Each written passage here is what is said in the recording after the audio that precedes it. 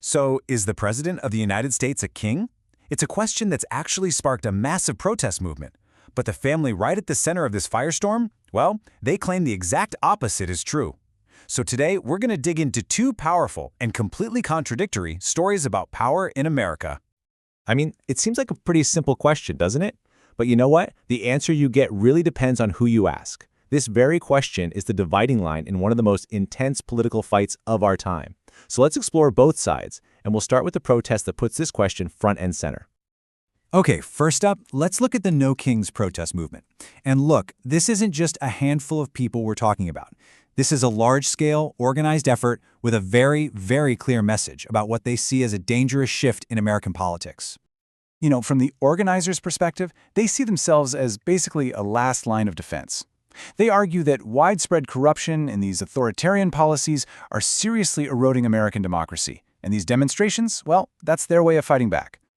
The framing here is really fascinating. The movement uses this incredibly powerful slogan, "No Kings since 1776, which directly connects their cause to the American Revolution. So they're really trying to position themselves as modern-day patriots, fighting against a new kind of monarchy. So what are their specific complaints? Well, they're protesting the use of federal forces in cities, these sweeping immigration policies, and what they describe as a consistent pattern of executive overreach. This isn't just about one or two policies. It's a fundamental challenge to the administration's entire approach to power. And this is a movement that clearly understands political theater. Their biggest protests are timed for maximum impact. I mean, think about it. The first No Kings Day was held on President Trump's birthday. That's a pretty direct, symbolic jab, right?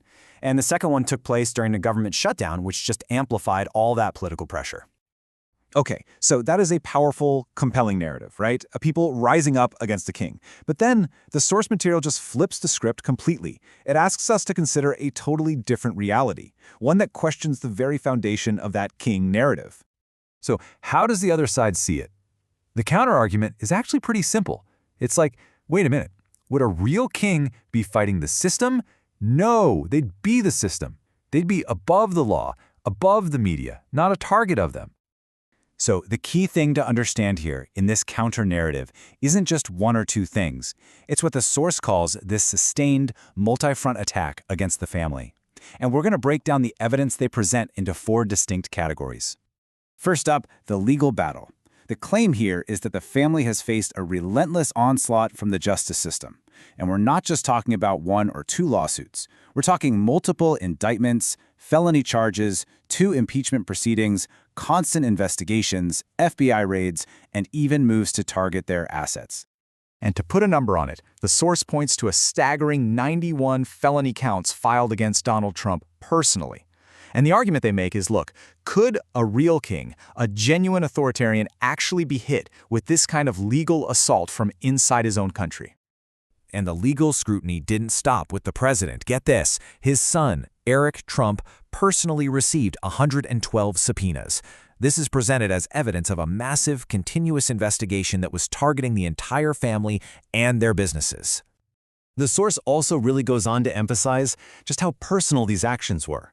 The detail about FBI agents searching the bedroom of his teenage son, Barron, during the Mar-a-Lago raid, well, that's used to illustrate that, in their view, no line was left uncrossed. All right, so moving on to the second category, the battle for public perception. The argument here is that right alongside the legal fight, there was this coordinated effort in the political and media world to just tear down the family's reputation. And a key piece of evidence cited here is the Steele dossier. You know, that controversial report with all those wild allegations. According to Eric Trump, this wasn't just politics. He claims the real goal was to break up his father's marriage and, as he put it, destroy our family. So for them, this was reframed as a deeply personal assault. Okay, so the third category presented is all about efforts to, well, literally silence them.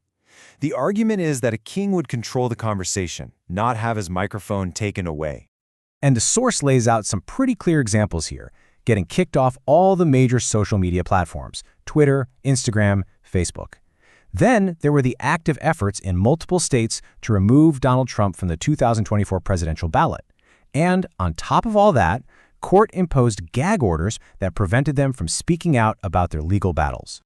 And this brings us to the fourth and final category, which the source presents as the most severe of all. Actions that went way beyond politics and into the realm of direct physical danger. Here, the source makes a really startling claim that there were two near-fatal assassination attempts on Donald Trump's life in 2024. From the family's perspective, this is the ultimate evidence that they aren't powerful rulers, but targets who are fighting for their very survival. So, what are we left with? You've got these two narratives that they can't both be true at the same time. One side sees an aspiring king who has to be stopped, and the other sees a family under an unprecedented siege from every single institution of power. And this table really shows where the two realities collide. The protesters see unchecked power. The family points to 91 felony counts and 2 impeachments. The protesters see an authoritarian controller. The family points to being deplatformed and kicked off ballots.